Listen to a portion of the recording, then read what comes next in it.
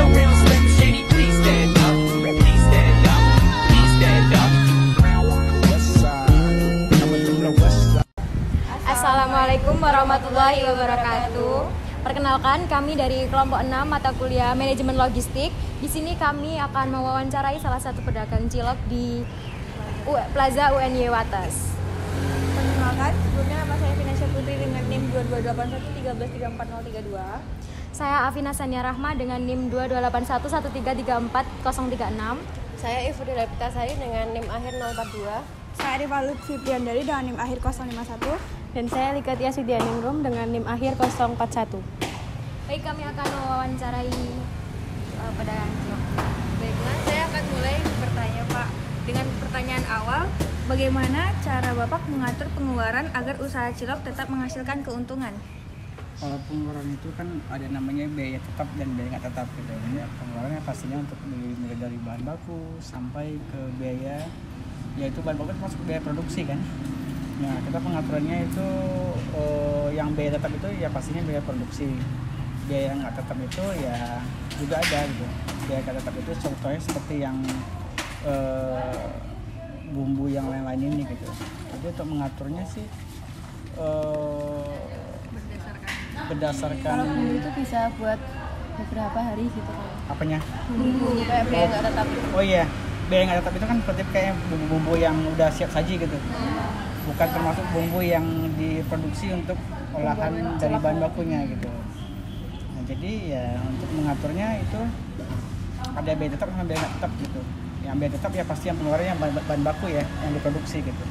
Kalau biaya nggak tetapnya ya seperti beli kecap, saus itu kan nggak selalu gitu.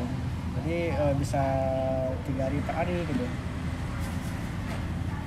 Pertanyaan selanjutnya, apakah Bapak memiliki rencana untuk mengembangkan usaha cilok ini di masa yang akan datang? Kalau rencana ada sih rencana. Sekarang kita kan udah coba beberapa cabang. Yang keliling juga ada. Nah, yang beberapa cabang kita ada di Wates juga, di depan Bank Mandiri, sama yang keliling di Taman Budaya sore. Nah, jadi ya dalam waktu yang sementara ini ya coba jalannya 3 gerobak nih yang jalan di sini gitu. Tapi nggak tahu ke depan nih ya, mudah-mudahan bisa lebih ini lagi. Selanjutnya, bagaimana cara Bapak mengatur proses produksi dan penjualan cilok dari awal hingga ke tangan pelanggan? Mengatur proses produksinya itu kita benar-benar menjaga kualitas yang pertama ya. Karena kita cilok ini buatnya itu fresh gitu. Kalau rasanya kita nggak bisa jamin ya, tapi kalau fresh jamin karena kita buatnya setiap hari gitu kan. Nah, sampai ke tangan pelanggan ya fast food yang udah kita sediakan yang fresh gitu. Kita bisa menjamin sih itu fresh gitu. Kalau semisal nggak habis kayak gitu, biasanya kalau nggak habis, palingan kalau nggak habis misalnya contoh kita buat 1000 cilok yang nggak habis itu paling cuma 50, sisanya 100. Tapi karena kita besok masih bisa dijual, cuma kita kan buat terus gitu kan. Jadi kita meminimkannya tuh ngelihat pasaran mbak gitu. Nggak pasaran, kalau pasaran lagi ramai ya kenapa tidak kita buat stok banyak gitu kan.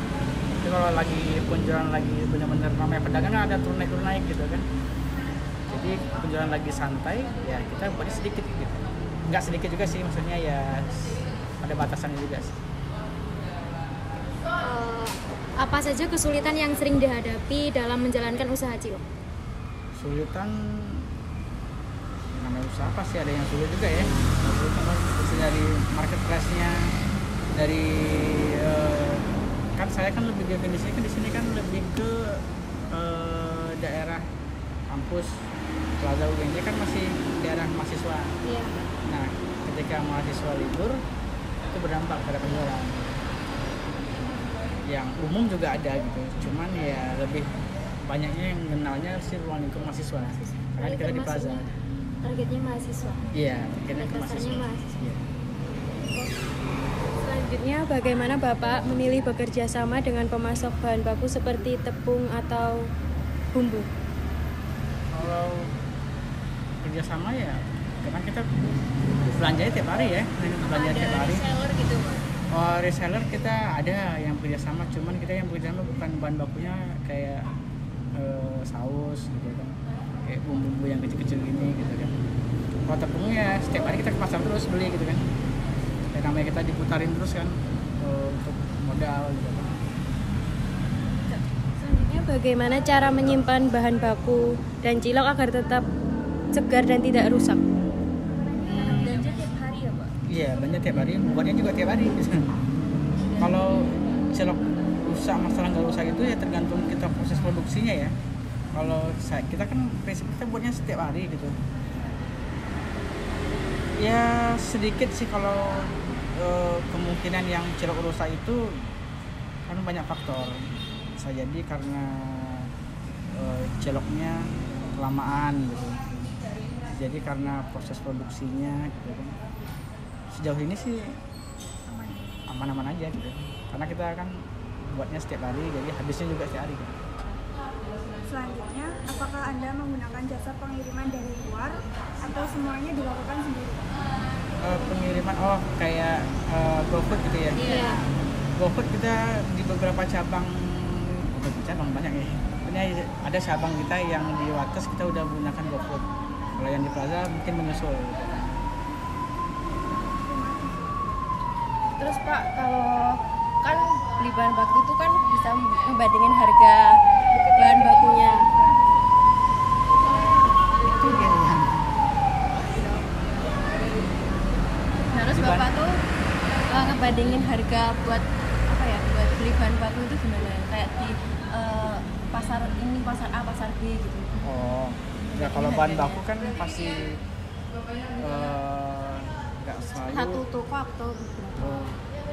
Kita beberapa belakangan kemarin waktu namanya harga kan pasti berbeda-beda ya. Namanya harga di pasaran pasti naik turun gitu kan.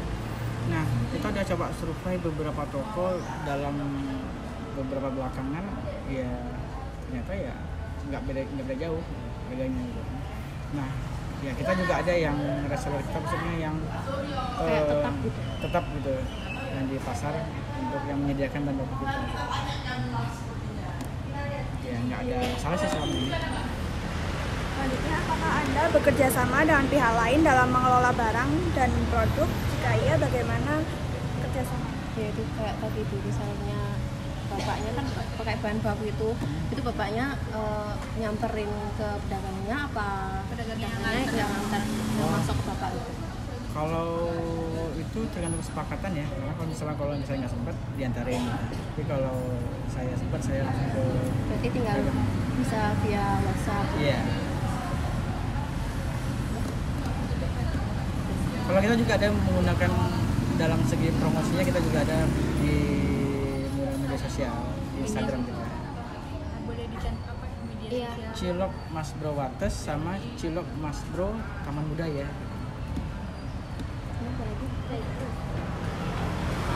Sekian dari kami Pak, terima kasih atas waktunya dan sudah mau diwawancara. Terima kasih Pak. Baik, terima kasih dari kelompok kami. Kami sudah melakukan wawancara. Sekian dari kami. Wassalamualaikum warahmatullahi wabarakatuh.